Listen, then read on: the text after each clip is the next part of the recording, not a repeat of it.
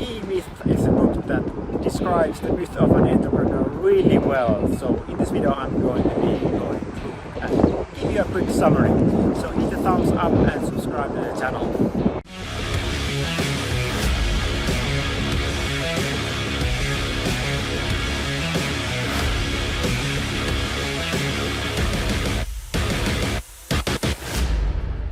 What every successful entrepreneur knows. The E-Myth. Why most small businesses don't work and what to do about it. So yeah, this is definitely a book that I recommend to entrepreneurs, and it explains why 80% of small businesses fail and how to ensure that your business is not one of those by actually building a company that's based on systems and not on the work of a single individual. And why don't we want to have a business that depends on a single individual? Well, I mean, if your business depends on you, you don't own a business. You actually have a job, and it's the worst job in the world because you're working for a lunatic. That sounds pretty good, right? I don't know about you, but at least I started a business in actually get more freedom instead of being more getting more work and getting more and ending up with less time. So yeah, let's start going through this book. So some of these key principles are, so basically, like, people or small business fail because they fail to grasp one or more of these four principles. So idea number one is that actually small businesses are started by entrepreneurs who risk capital to make profit. And the turnkey revolution, as the Gerber calls it, that it's a revolution that's going on in today in small businesses.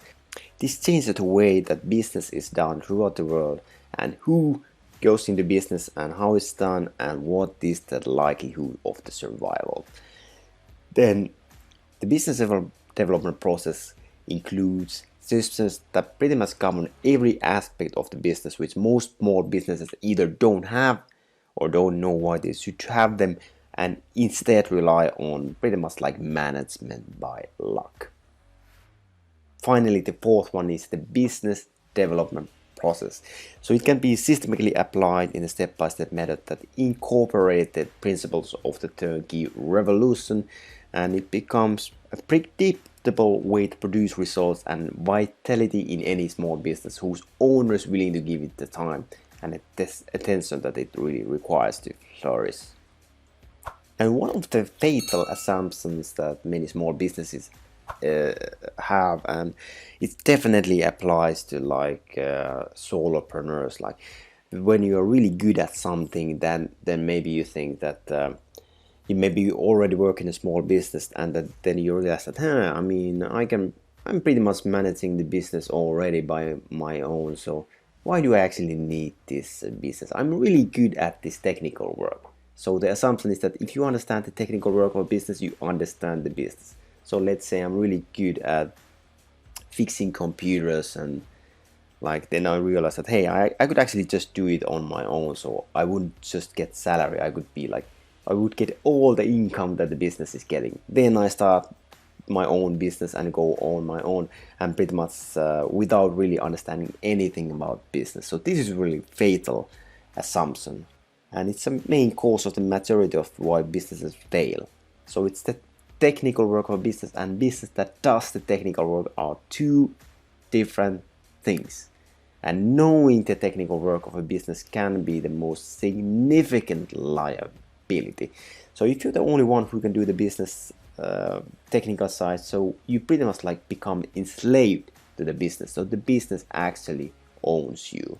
So there are three roles in any business. So entrepreneur is a visionary dreamer, the energy behind the activity, lives in the future, has great needs for control, has a desire for change and create this havoc around them.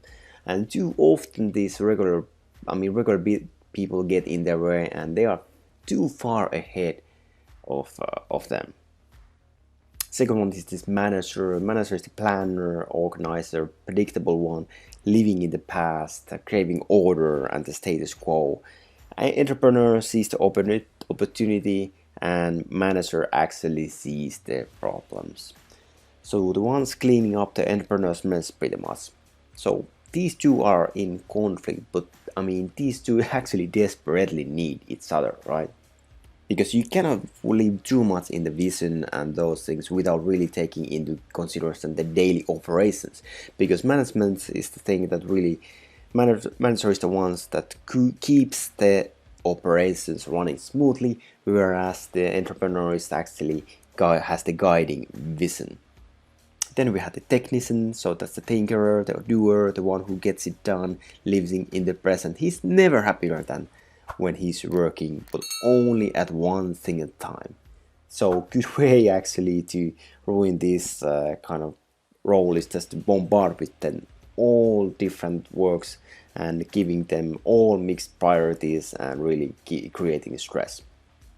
So the technician mistrusts the people he works for because they constantly push him to get more done than he feels what is being realistic. So the technician doesn't ask like how much the business work, how much the business work. He actually asked what work has to be done. And some other key ideas from the book is that there's different phases of a business. So first phase is actually the infancy, the technician's phase.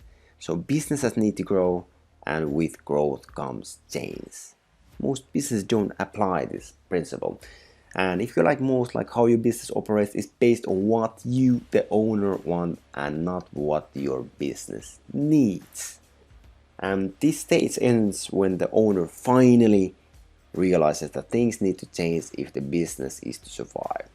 So this is when most business failures actually occur, and when most technicians close the doors. If you're stuck on this phase, then I mean this is not gonna end well. It's gonna be pretty catastrophic.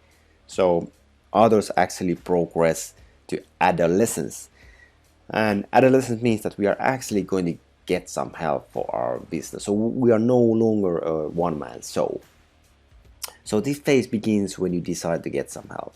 There's no time frame for how soon this will actually happen, but I mean it always happens, just predicated by crisis in the infancy stage. So something really bad happens, and then we are basically just in a situation that we actually have to get help. So this is the point when businesses become comfortable and effective at delegation, for a while at least. But then the day comes when the business grows and conditions deteriorate, because it just grows and grows, and without system, or I mean if you actually have in systems, they actually break down. So then comes maturity. So a mature business knows how it got to be where it is and what it must do to get where it wants to go. So maturity is not an inevitable result of the first two phases. No, so it doesn't necessarily go 1, 2, 3. It's not the end product of a serial process, beginning within infancy and moving through adolescence. No, not at all. Not at all. The person who launches his business as a mature company must also go through infancy and adolescence.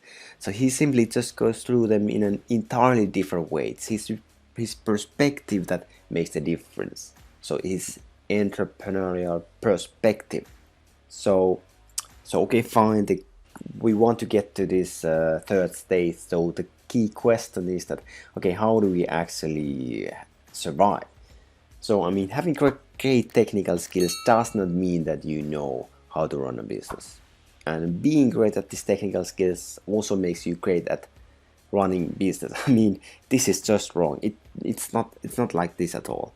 And once you start a business, you're not just the person doing the technical work. No, I mean, suddenly you're also the CEO, CMO, and many other things as well. Because let's say that you're great at making coffee. You just make amazing coffee. Well, I mean, odds are that the first cafe is actually very likely to fail because, okay, you have no clue how to hire, outsource tasks, manage people, and grow a business. So assuming that things will just work out is probably one of the worst things to do. And then, I mean, think of your business as a national franchise and then start with one store. So create a system for your business. it must be systematized. And franchising actually makes handing over the system easy and comfortable, because that means that if there's really a system, then pretty much like anyone can pick it up.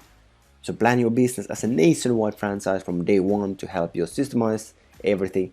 This allows you to withdraw and supersede yourself from the job and sustainably expand the business. So you must ensure that all your employees can get the same result by following your system. Create detailed how-to manuals which you can then use to train your first employee.